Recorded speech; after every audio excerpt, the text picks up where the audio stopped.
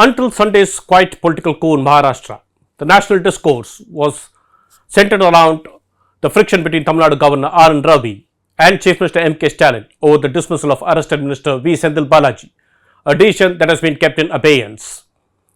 Now, when and where did this strain emerge in the relations between the two constitutional functionaries? Let's examine this.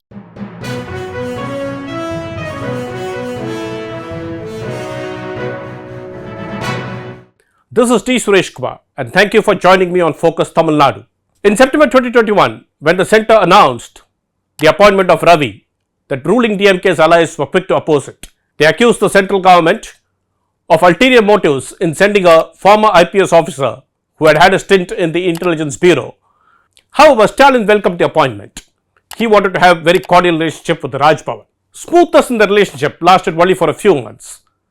Early strains emerged when the governor went around addressing public meetings in different forums where he propagated rather evangelically the national education policy. The whole thrust of the national education policy is to do the learning and teaching in regional languages in the mother tongue. Hailing it as a revolutionary document that was inevitable for the growth of higher education. Now this, when Tamil Nadu and the DMK government had rejected the policy and constituted a committee to devise their own state education policy. The governor also strongly advocated the three-language formula in a state where the two-language formula has been applicable for many decades now. He felt Tamil Nadu was unfair to its students and depriving them of learning a third language. The government response was very clear. They saw this as a move to impose Hindi through the back door and they strongly opposed it. But the matters did not end here. In due course, Mr. Ravi went on addressing meetings where he would strongly hail the Sanatana Dharma, calling it the soul of Bharat. In fact, he felt that the constitution was for governance, but the Sanatana Dharma was for the idea of Bharat. Many people believe that this country was born in 1947. This is a joke. This is a Sanatana country, Sanatana Rashtra. The DMK and its allies strongly questioned this. And therefore, the opposition to Ravi continued. And then, Mr. Ravi returned a bill seeking exemption from NEET to the government. The bill was meant to be reserved for the president, but the governor chose to return it on his own volition. And in fact, he said the NEET was beneficial for people of Tamil Nadu, for the students. For the first time in the history of Tamil Nadu, the government convened a special session of the assembly and re-adopted a bill that was returned by the governor and sent it back to him. Mr. Ravi did not have any option but to send it to the president for assent. And around this time, he also came up with a definition, mooting the idea that Tamil Nadu should perhaps be called Tamilagam. He felt that in Tamil Nadu, the speech and focus on federalism was something that made the people think that they were not part of the country as a whole and that they were seeking to build a different sort of a narrative in this. Following strong opposition, Mr. Ravi went back on it and said that he had used the word Tamilagam only in the historical and cultural context and not in the political context.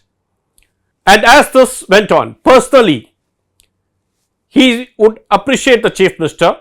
He called Mr. Stalin a nice man who wanted to do good for the state and said the Chief Minister was quite cordial with him.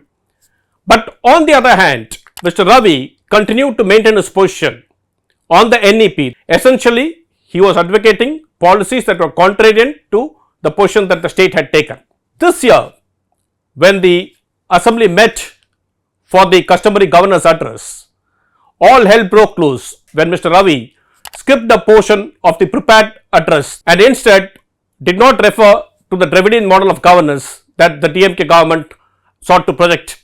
For the first time, while the governor was seated in the house, the Chief Minister moved a resolution urging the speaker to take on record only the speech that was approved and tabled in the house before the members and to ignore what Mr. Ravi spoke.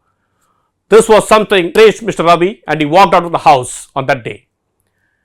Matters went worse when Mr. Ravi, in an interaction with civil service aspirants, declared that if the governor withheld a bill, it meant the bill is dead. Now, this was a position that the DMK or its allies, for that matter, most of them could not accept.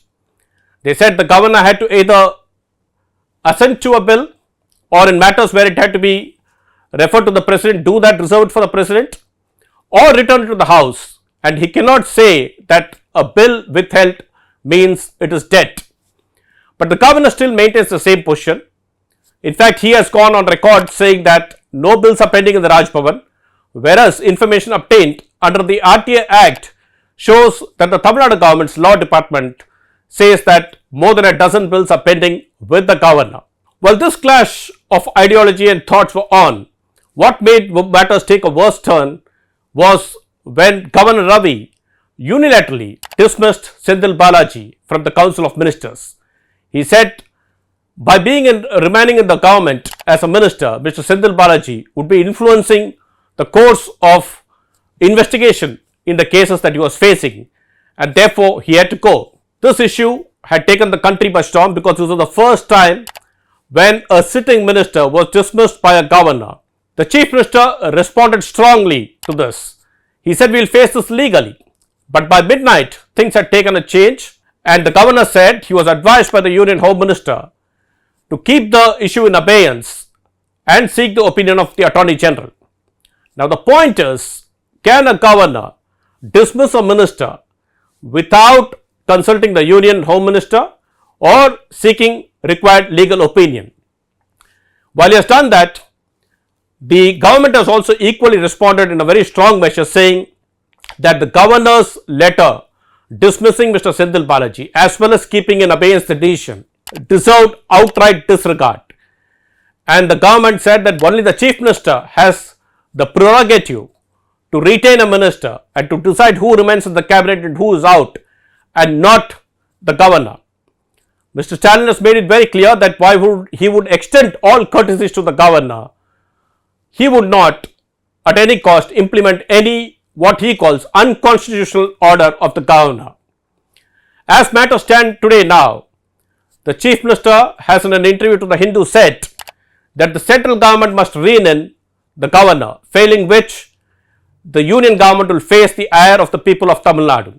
The issue now continues. It remains to be seen whether the central government will retain Mr. Ravi as governor and whether Mr. Ravi will continue to function in the manner that he has been doing so, propagating and taking ideological positions that's entirely opposite to what Tamil Nadu and the DMK government stands for. We will see that in due course. Until then, goodbye. For more such videos, please log on and subscribe to The Hindu.